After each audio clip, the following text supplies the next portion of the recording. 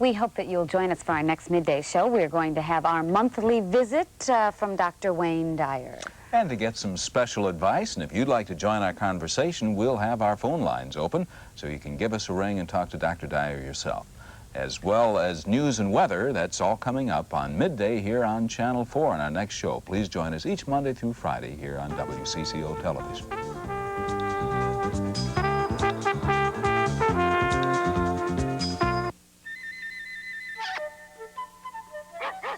Meet Martin, a very nice man, until he gets behind the wheel. That's when Martin turns into Leadfoot, the biggest gas waster in town.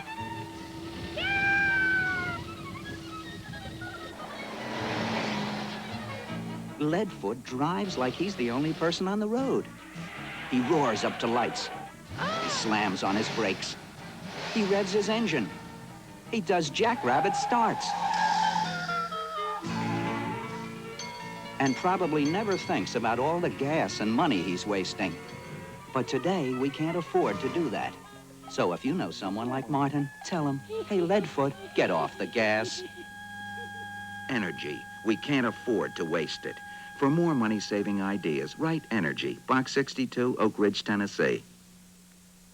We know Donahue guests are usually full of surprises, but sometimes I pull a few surprises of my own. You know, remember when you took all the pantyhose off the shower curtain? Say, and you can take these and you can get out of here, and I'll thank you never to come in this room again, and I don't care if the sun ever rises on your face anymore. And you walk away like this. Is that you? This host will do anything to get in the act. You never know what to expect on Donahue. Join us. Donahue, weekday mornings at 8, here on Channel 4. Next, Ralph John Frisch with the sports. Great basketball today, Dave, with action all over the Big Ten. Big news tonight, headlines Minnesota. The Gophers continue their hot streak with a big win, thanks to the great ball handling work of rookie freshman forward Tom the Leg Sandberg. All Here's a right. look at the final seconds of fourth quarter action. Sandberg. More people know the score. WCCO Television News at 5, 6, and 10. WCCO Television, Minneapolis, St. Paul. From WCCO Television, the Northwest's leading news station, this is the 10 p.m. report.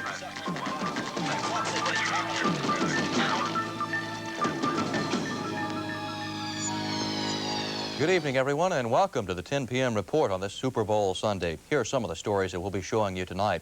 The Soviet aggression in Afghanistan is getting the support, yes, the support of the socialist workers here in Minneapolis.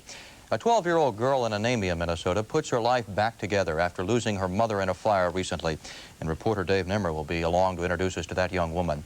And in Matterville, Minnesota, the sled dogs were the ones working the hardest today. That story and a lot more coming up later in the news. But of course, tonight, the world of football still belongs to the Pittsburgh Steelers. The game was tough and quick, and it left no doubts. Pittsburgh obviously deserved the Super Bowl championship. Yeah, Skip, you know, the Rams, I think, made a great game of it. Maybe they forced the finest Super Bowl of all 14. Pittsburgh's 31-19 12-point win was only achieved in the final 2 minutes. The game's most valuable player award could have gone to a number of players, but Steeler quarterback Terry Bradshaw was named. He passed for 2 touchdowns, but was intercepted 3 times. Now, if the Rams had won and I had a vote, I would have voted for Rams quarterback Vince Ferragamo. Oh, he did a fantastic job today. But we'll have all the highlights a bit later on. Okay, thank you, Hal. And tonight, the president has formalized his position on U.S. athletes participating in this summer's Olympic Games in Moscow. Regarding the Soviet troop presence in Afghanistan, Carter says he gives them 1 month to move out. That unless the Soviets withdraw their troops within a month from Afghanistan, that the Olympic Games be moved from Moscow to an alternate site or multiple sites, or postponed or canceled. Regardless of what other nations might do, I would not favor the sending of an American Olympic team to Moscow while the Soviet invasion troops are in Afghanistan. Mr. Carter's recommendation, of course, involves multiple diplomatic levels and high-powered international dickering, but it will directly affect the American athletes who have been training so hard for so long. And in New York, Two of those American hopefuls gave contrasting reactions. I'm personally totally in support of what's just been said, because if it had been like, well, gee, if they don't get out pretty soon, pretty soon is such a vague time. It's like, okay, 1 month from today, if you don't straighten up your act, we're pulling our athletes. And I tell you, the games, if the games do go on without us there, which I find hard to believe, if they do, it'll be a very shallow Olympic Games, and the Russians will basically not be able to show their propagandizing whole concept if the Americans aren't there, because that's the whole point. The Russians and the East Germans beating the Americans. That's to show that Russia and East Germany is better than the United States. If we're not there, they can't prove that. And as far as Carter's decision, it makes it seem like though we're the enemies, you know, we're going to make enemies. But my position, really going into the games, I'm only Olympic hopeful, and everybody else is too, but I feel very strongly that we should have the games, unless they know something that we don't know.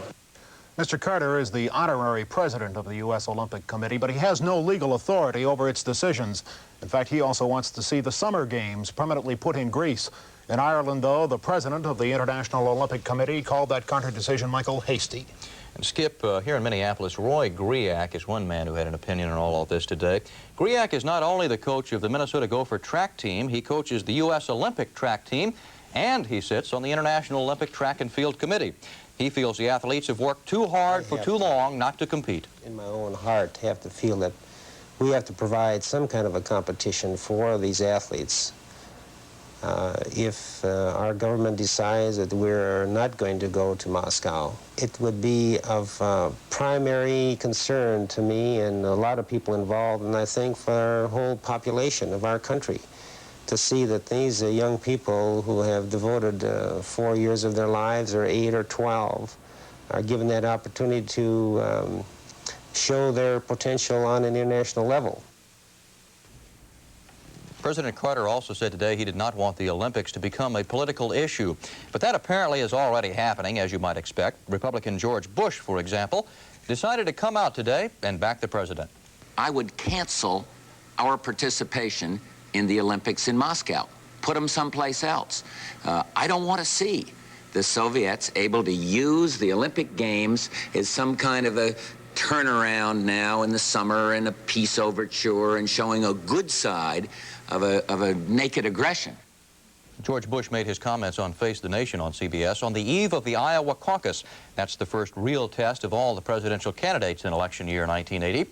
Both Democrats and Republicans will turn out at about 2,500 precinct caucuses in the Hawkeye State tomorrow. The Russians' only reaction today to that Olympic controversy is to say that they definitely will attend the upcoming Winter Games in Lake Placid, New York. And in St. Paul tonight, a group of Socialist Workers' Party members held a forum to support the Russian invasion of Afghanistan. They claim the Soviets merely responded to an Afghan government call for help against fat cat anti-revolutionaries who are financed by the United States. And according to the Socialist Workers in St. Paul, the Russian defense of the Afghan people represents a stunning defeat for U.S. imperialism. But Skip, the Muslim rebels in Afghanistan are plenty upset about the Soviet troops that have invaded their country, and those rebels are calling for a holy war to throw out the Russians. The rebels, in fact, are trying to form a united front amongst all of their tribes to attack the Soviet troops. Next door in Iran, there may be a glimmer of hope tonight for the release of the 50 American hostages. In fact, UN Secretary General Kurt Waldheim says he and Iranian officials are now working on a package deal to gain release of those hostages. Waldheim talked to reporters in India today. He said he is in continuous contact with the Iranians, and he believes that he can personally negotiate an end to that hostage crisis. The Americans, of course, have been held for 78 days now in that embassy in Tehran. In Yugoslavia, President Tito recovering tonight after doctors removed the lower half of his left leg. The 87-year-old Tito had persistent circulation problems. They were threatening his life. Doctors now say, though, that his post-operative condition is good. It was about a year ago that State Senator Ed Schramm of Albany began his battle against lung cancer. Today, the 68-year-old DFLer lost that battle at his home. A special election will be held to fill Schramm's seat. Mike. Gasoline leaked out of a tank in Rochester overnight, and that caused some concern among firefighters and pollution control officials. That gasoline spilled out of a tank at the Don Fisher Oil Company. Firefighters built a retaining wall around that area to hold in the gasoline. That area also was roped off for an area of several blocks because a spark could have set off an explosion. The cause of that leak in Rochester overnight, not known. A 21-year-old Minneapolis man was killed this morning after a fire broke out in an apartment that he was visiting. Fire officials say that careless smoking is blamed for that blaze that left Stephen Jansen dead. That fire began in a second-floor apartment at 2216 Harriet Avenue. Now, Jansen was visiting a friend in that apartment, and fire officials think the two simply fell asleep before noticing a cigarette smoldering in a nearby chair. Stephen Jansen worked at a nursing home as an orderly. There were no other injuries reported from this fire in South Minneapolis. Last week, a family of 5 perished in a fire near Hewitt, Minnesota, and that fire, of course, extensively covered by the media. A week before, though, there was another house fire near Onamia, which took the life of 33-year-old Judy Wagner, and only the weekly paper covered the story of her death. A living victim of that fire is Mrs. Wagner's only child, daughter Jody, who was away babysitting when it broke out. Reporter Dave Nimmer visited with her this afternoon. When you talk with Jody Pachonik, she seems more like 20 years old than 12. And all things considered, Jody, who's staying in Hillman with Judy Kiava and her family, is doing pretty well. It's not a big crowded town. You know, it's a very small town. And everybody knows each other, and everybody helps when something happens to somebody else, like what happened to me. And everybody's just super friendly and that. Jody's life hasn't been easy. Her parents were divorced when she was 3. She spent a lot of her time out here alone since her mother worked. Even some of the things left behind from the fire were stolen this week by vandals who broke into her mother's car and took a saddle, who made off with one of Jody's 4 pigs, and who broke into the family freezer, stealing part of the winter meat supply. But Jody is taken to her temporary family and enjoys the weekend outings, particularly being with kids her own age. Oh, it makes it a lot easier to have kids your own age during this kind of stuff. It helps. In past Super Bowl Sundays, we would have had a myriad of stories about revelry here in the Twin Cities as all of us cheered the Vikings. Well, we were, of course, missing from the Super Bowl this year. As a result, a lot of that revelry was missing from the local bar scene. As you can see, the folks gathered round the set, and they were reasonably subdued as they watched Pittsburgh and the Rams battle in what turned out to be one heck of a good game. I agree. I think it was, I said earlier, Skip, maybe the best of the 14 Super Bowls, but I want to make mention of a couple of things. Number one, there are many things I like about the Pittsburgh Steelers, but I think the thing that I like best of all is they lose and they win with class. I can recall their comments when they lost to San Diego and Cincy and Philadelphia, among others. They gave the other team credit, and they were lavish in their praise of the Rams today. I like that. Well, the Rams earned that praise, though, today, I would think. You betcha. And Pat Hayden, the regular quarterback, he's going to have a tough time getting that job from Vince Ferragamo. Yeah, very tough. Pittsburgh 31-19 over Los Angeles today. The Rams were unable to move with the opening kickoff, and they punted. The Steelers were on the go, on the other hand, immediately. After Rocky Bleier went for 11 and then 9 yards, Terry Bradshaw passed to Franco Harris, 32 yards to the Los Angeles 26. That set up a field goal, but the Rams' Wendell Tyler broke loose for a 39-yard run to the Pittsburgh 13. And that set the stage for Colin Bryant's 1-yard smash. And L.A. had a 7-3 lead. In the second period, Harris swept right in from the Los Angeles 1, and Pittsburgh regained the lead at 10-7. An interception of a Bradshaw pass put the Rams on the move, and Vince Ferragamo hit tight end Terry Nelson. He held on despite that hit. The Rams settled for a 45-yard field goal by Frank Corral, which nicked the upright, and Los Angeles had a 13-10 lead at the half. After one of 4 great kickoff returns by Pittsburgh's Larry Anderson to open the third period, Bradshaw threw a strike to Lynn Swann, and Pittsburgh had a 17-13 lead. The Rams countered as Ferragamo found Billy Waddy. A 50-yard play to the Steelers' 24. On the next play, Ferragamo handed to running back Larry McCutcheon, who threw 24 yards to Ron Smith, and the Rams led 19-17 after missing the conversion. In the fourth period, Bradshaw located wide receiver John Stallworth, who made the catch as his defender fell, and Pittsburgh was back in front 24-19. The Rams' last chance was choked off when Jack Lambert of Pittsburgh intercepted Ferragamo's pass and returned to the Pittsburgh 30. Bradshaw went to Stallworth again. Wouldn't you? A great catch with 2 defenders on him. Then pass interference against Los Angeles gave Pittsburgh a 1st and goal, and the Rams won. As Pat Thomas here, you'll see, cuts off the receiver. then hooks his arm. Harris completed the drive, and he put the game out of reach at 31-19. $18,000 to the winner, $9,000 to the loser. Pittsburgh 4 trips to the Super Bowl, 4 wins, and it's all happened in the past 6 years. The next game for the North Stars is tomorrow night in Boston, where they have never won a game. In the National Hockey League tonight, Quebec 3-2 over Washington, Chicago 2-1 over the Rangers, Buffalo and Edmonton 4-all tie. 25-year-old Jeff Mitchell, a third-year pro, shot a .67 today and beat Rick Mazingale by 4 strokes and took the $54,000 first prize of the Phoenix Open. He led by 3 as he addressed a birdie putt on the 18th, as Vince Scully reports. He was very nervous yesterday, he said, on the practice green. We'll find out in a moment how he felt about today. For birdie.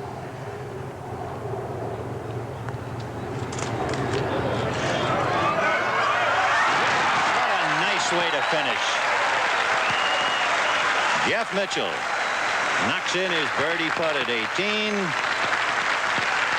His first tournament victory, and the Masters champion Charles Coody and now Rod Curl over to congratulate him. A wild one this afternoon in Boston, where Seattle won its 7th straight with a double overtime 108-106 win over the Celtics. It took some super shooting by the Supersonics to send the game into the first overtime with a 3-point field goal by Sigma with 1 second to go, and then another 3-pointer by Gus Williams of Seattle with 11 seconds to go. Here are Gary Bender and Hot Rod Hundley with those 2 big plays. The ball comes in. Oh, he's Dennis in three-point range. Three-point. That'll count. Yeah! Unbelievable! Overtime! For the three-pointer. Yeah! That's 4 of them for him today. Seattle went on to win it 108-106 in overtime, and also in the NBA, Milwaukee 89-88 over Portland. College basketball, number 1 DePaul defeated number 14 LSU 78-73. Number 9 North Carolina 92-86 over Maryland. Coach Roy Griak's his Gopher track team finished second to Iowa in the 4-team meet over the weekend at Iowa City. Gopher freshman Mike Gerbicki of Mariner won the half mile and won 55.6. Larry Berkner of the Gophers took the 1,000-yard run, and Gerald Metzler of the U won the 2-mile. And Kip Sungard of St. Paul competing in Class A, the winner today of the Central Division Ski Jumping Championship at Harrington Hill in Maplewood. And finally, Hal, tonight we are hoping that the hostages in Iran will actually get to listen to the Super Bowl game. The game was apparently tape recorded by a Los Angeles radio station. It'll be fed by telephone to one of that station's employees in Tehran, and then Alex Payne will take the recording to the militants at the U.S. Embassy. And we hope then that with other American journalists who have been expelled from Iran, other people there, the hostages, will get to listen to Super Bowl Sunday. All right, and let's hope that next time the Super Bowl's up, they will be here. Let's hope they're here. Yes. And not there. Amen. That wraps up the 10 p.m. report for this Super Bowl Sunday. Thank you for joining us. Good night.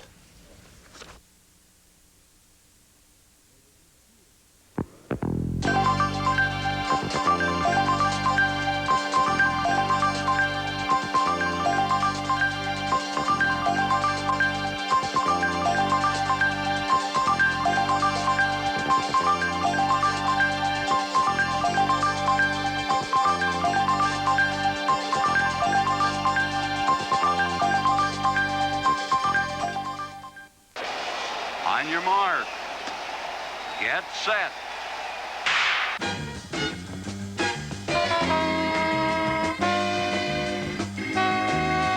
Everybody wins at Ribnick's 1980 Coal Rush First Sale. Save like you never dreamed you could on the new coat you've always dreamed of owning. Save up to 60% off. At Ribnick Furs, you don't have to have $1 million to look like $1 million.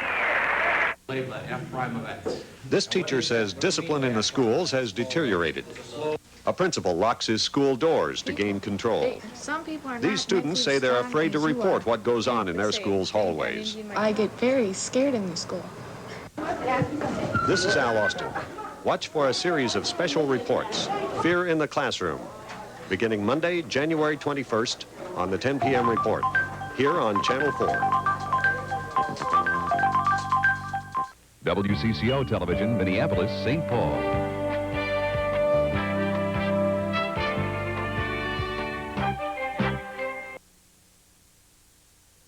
adjustments due to Super Bowl coverage, Family Feud will not be seen tonight, but will return to its normally scheduled time next week.